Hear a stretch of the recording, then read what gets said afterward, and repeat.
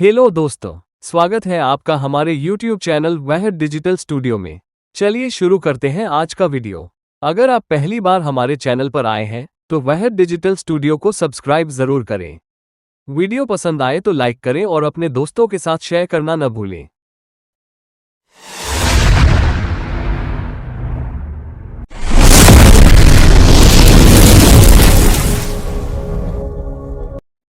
UP श्रमिक card कैसे बनाएं ऑनलाइन खुद से, आज की इस वीडियो में आपको हम कंप्लीट प्रोसेस बताएंगे। अब आप लोग घर बैठे ही यूपी का जो श्रमिक कार्ड है, जिसको कि हम BOCW कार्ड कहते हैं, वो आप आसानी से बनवा सकते हैं, खुद से बना सकते हैं। घर बैठे अपने मोबाइल फोन से बना सकते हैं, लैपटॉप या कंप्यूटर के माध्यम से ही बना पाएंगे। कैसे बनाना है, इसके लिए सबसे पहले आपको अपने मोबाइल फोन में या जो भी आपके पास डिवाइस उपलब्ध है उसमें आप गूगल क्रोम ब्राउजर को ओपन कीजिए और आपको सर्च करना है upboc.w.in। ठीक है, इसकी ऑफिशियल वेबसाइट पर आपको आ जाना है। ये वेबसाइट पे आ जाने के बाद आपके सामने इस प्रकार से इंटरफेस आएगा। यहाँ पर आपको ऑप्शन देखने को मिलेगा श्रमिक। श्रमिक के नीचे आपको यहाँ पे देखेंगे ऑप्शन मिल जाएगा श्रमिक पंजीयन संशोधन। ठीक है, आपको इसी पर क्लिक करना है। जैसे आप इस पे क्लिक करते हैं, इस वीडियो में बताए गए सभी स्टेप्स को ध्यान से फॉलो करेंगे तो आपका काम 100% हो जाएगा। फिर भी अगर किसी वजह से आपसे नहीं हो पाता है तो चिंता करने की जरूरत नहीं है। वीडियो के डिस्क्रिप्शन में हमारा व्हाट्सएप नंबर और लिंक दिया गया है। इसके अलावा कमेंट सेक्शन में भी लिंक पिन किया हुआ मिलेगा। उस पर क्लिक करके सीधे व्हाट्सएप पर आइए और हमें मैसेज कीजिए। अपने जरूरी डॉक्यूमेंट्स भेज दीजिए। हमारी टीम आपका काम बहुत ही आसानी से पूरा कर देगी। इसके लिए केवल नॉमिनल सर्विस चार्ज लिया जाएगा। तो अब बिना समय गवाए चलिए शुरू करते हैं आज का वीडियो। ये आपको नए टैब में लेके जाएगा। नए टैब में लेके जाने के बाद इस प्रकार से आपके सामने इंटरफेस आ जाएगा। अब यहाँ पर दो ऑप्शन है, पहला है नया श्रमिक पंजीयन, दूसरा है श्रमिक लॉगिन। ठीक है, तो आप एक नया श्रमिक पंजीयन कार्ड बनाना चाहते हैं तो इसके लिए आपको नया श्रमिक पंजीयन पर क्लिक करना है। जैसे इस पे क्लिक करेंगे आपकी स्क्रीन पर इस प्रकार से महत्वपूर्ण जानकारी आएगा, जिसमें कि बताया गया है कि श्रमिक का मोबाइल नंबर आधार के साथ लिंक होना अनिवार्य है, यानी कि जिसका कि आप यहाँ पे ये कार्ड बनाने वाले हैं उसके आधार से नंबर लिंक होना चाहिए। साथ ही साथ जो है उसके पास जो है काम करने का 90 दिन का कार्य प्रमाण पत्र होना चाहिए। साथ ही साथ यहाँ पे उसके पास जो उसकी उम्र है 18 से 60 के बीच में होनी चाहिए। मैंने पढ़ लिया है, आगे बढ़ने पर क्लिक करेंगे। इस पे क्लिक करने के बाद आपकी स्क्रीन पर इस प्रकार से इंटरफेस आएगा। अब यहाँ पर आपको आधार नंबर एंटर करना है, जो भी कैप्चा कोड दिख रहा है यहाँ डालना है, OTP भेजे पर क्लिक करना है। अब आपके आधार में जो नंबर लिंक है उस पे 6 अंक का आधार OTP भेजा जाएगा। तो जो OTP आपके नंबर पर SMS में आएगा वो OTP आपको यहाँ डाल देना है। यहाँ पे इस प्रकार से OTP डालने के बाद आपको OTP सत्यापित करें पर क्लिक करना है। जैसे ही आप OTP सत्यापित करें पे क्लिक करते हैं, आपकी स्क्रीन पर इस प्रकार से उसका नाम, उसका हस्बैंड या पिता जो भी होंगे उसका नाम आ जाएगा। यहाँ पर उसका जन्म तिथि आ जाएगा। यहाँ पर आपको इंटरफेस मिलेगा OTP भेजने का। यहाँ पे उसका मोबाइल नंबर आपको एंटर कर लेना है।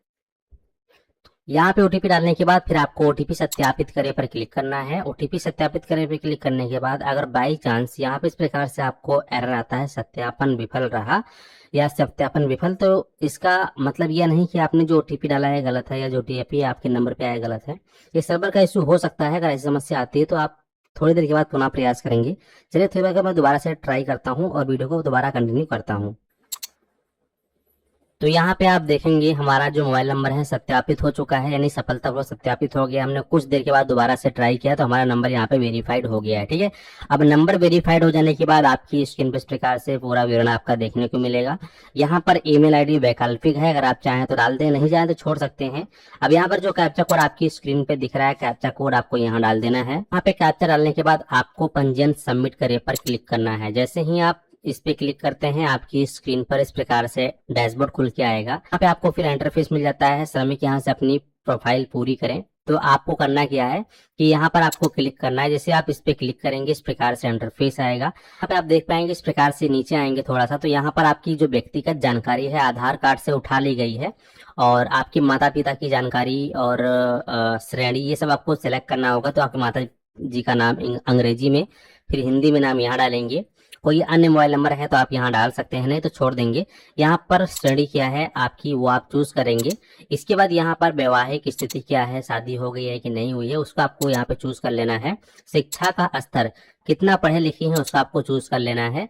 इसके बाद ये बोल रहा है क्या श्रमिक दूसरे राज्य में बीओसी बोर्ड के अंतर्गत रजिस्टर्ड है या नहीं, अगर है तो हाँ करेंगे, नहीं तो नहीं पे रहने दीजिए और सेव करके आगे बढ़े पर क्लिक करेंगे। जैसे आप सेव करके आगे बढ़ते हैं इस प्रकार से आपके सामने इंटरफेस आ जाता है। अब यहाँ पर सेकेंड ऑप्शन पे आता है परिवार पहचान या राशन कार्ड।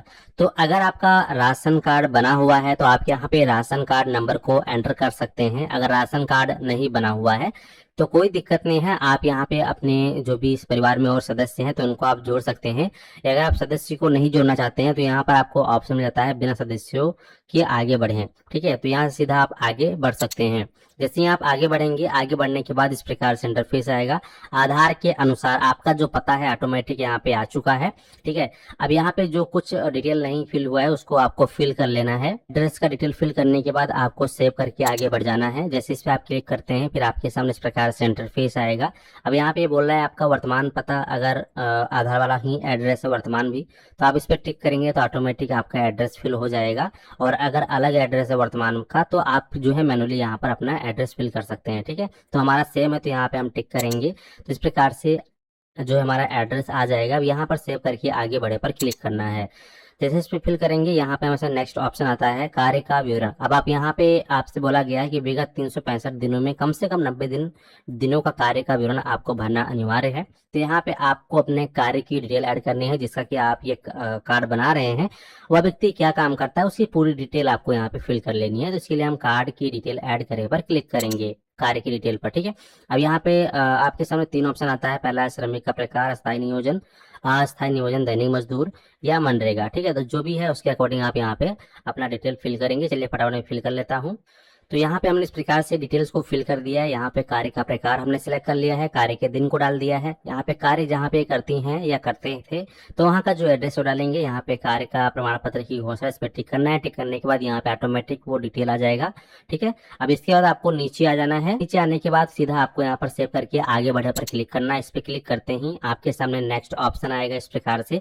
अब यहाँ पर आपको बैंक का विवरण यानी कि बैंक की डिटेल देनी है, ताकि जब आपदा का जब समय होता है तो गवर्नमेंट जो है सहायता राशि के तहत जो है 1000 रुपए तक आपके बैंक अकाउंट में प्रोवाइड करती है सहायता राशि के तहत। तो यहाँ पे आप जो है अपना बैंक अकाउंट डिटेल को प्रॉपर ऐड करेंगे। तो आप अपने अकाउंट नंबर डालेंगे, फिर दोबारा से अकाउंट नंबर यहाँ कंफर्म करेंगे, अपना IFSC कोड यहाँ डालकर सत्यापित पे क्लिक करेंगे। यहाँ पे खाता बचत खाता है, जो भी खाता हो वो आप सेलेक्ट करेंगे, बैंक का नाम, बैंक की शाखा का नाम और उसका पूरा पता, खाता धारक का नाम आपको यहाँ डाल देनी है। इसके बाद नीचे आना है और सहेजी और सत्यापित करे पर क्लिक करना है।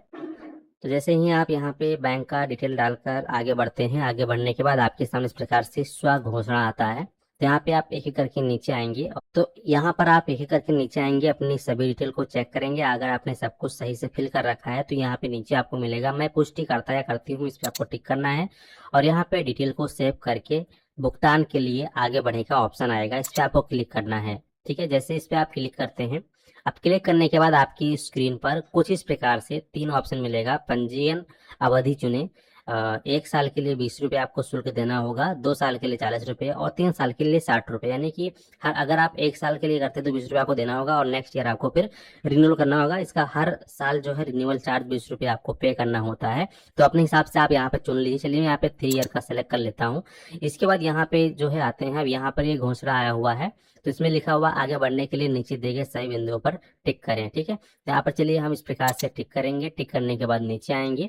अब नीचे आने के बाद यहाँ पे जो है टोटल कुल राशि हमें 80 रुपये का पेमेंट करना होगा। पहली बार जो है पंजीयन शुल्क 20 रुपये लगता है और साथ ही साथ आपको जो है प्रति वर्ष 20 रुपये जो है आपका अंशदान यानी कि जो रिन्यूअल चार्ज है वो मिलाकर यहाँ पे टोटल 80 रुपये हो गए हैं। तो अभी भुगतान करे पर हम क्लिक करेंगे। इस पर क्लिक करने के बाद हमारे सामने इस प्रकार से इंटरफेस आएगा, भुगतान के लिए आगे बढ़े, इस पर हम क्लिक करेंगे। जैसे इस पर हम क्लिक करते हैं तो क्लिक करने के बाद आप देखेंगे इस प्रकार से हमारे सामने जो है पेमेंट करने के लिए इंटरफेस आ चुका है। अब यहाँ पे आप पेमेंट जो है credit card, debit card, net banking, UPI के माध्यम से कर सकते हैं। सबसे अच्छा ऑप्शन है यूपीआई, हमने इसको सिलेक्ट किया, क्यूआर पे क्लिक किया, हमारे सामने जो बारकोड आया हुआ है इसको अपने फोन पे, गूगल पे के माध्यम से स्कैन कर लेंगे, ठीक है। मोबाइल के माध्यम से कर दिया है। अब पेमेंट हो जाने के बाद इस प्रकार से आपको वेट करना है 2-4 सेकंड या 5 सेकंड। आपको पेज रिफ्रेश नहीं करना है, नहीं तो गड़बड़ हो जाएगा। यहाँ पे देखेंगे हमारा जो भुगतान है सफल रहा, यहाँ पे हमें ऑप्शन मिल रहा है आपका भुगतान प्राप्त हो गया है। ठीक है, अब यहाँ पर आपको प्रिंट करने का ऑप्शन मिल रहा है। अगर आपके पास प्रिंटर कनेक्टेड है तो आप यहाँ से प्रिंट कर सकते हैं, या फिर पीडीएफ को इस प्रकार से क्लिक करेंगे तो आपके ब्राउजर में आपका जो पीडीएफ है ये आसानी से डाउनलोड हो जाएगा। तो इसके बाद आप यहाँ पे डैशबोर्ड पे क्लिक करेंगे। डैशबोर्ड पे क्लिक करने के बाद इस प्रकार से आपका जो है विवरण आपकी स्क्रीन पे शो करेगा। अब यहाँ पर आपको ऑप्शन मिलता है श्रमिक कार्ड का। अगर आप इस पे क्लिक करेंगे तो फिलहाल अभी यहाँ पर देखेंगे कि आपका जो सत्यापन है फिलहाल अभी लंबित है, यानी कि अभी आपका वेरिफिकेशन होगा और एक बार आपका यहाँ पे स्वीकृत हो जाएगा।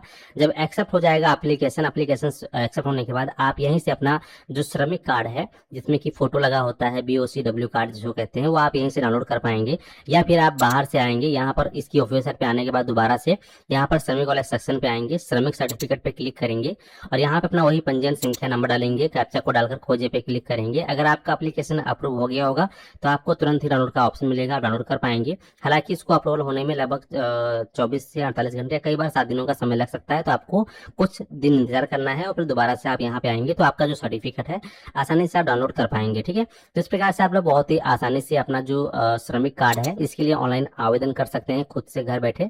ठीक है, उम्मीद करते हैं कि आप लोग अच्छे से समझ गए हैं। अगर आप चैनल पे पहली बार आए हैं जल्दी से चैनल को सब्सक्राइब कर लीजिए, साथ ही साथ नोटिफिकेशन बेल आइकन को ऑल पे क्लिक करके ऑन कर लीजिए ताकि आपको इसी प्रकार का लेटेस्ट अपडेट मिलता रहे।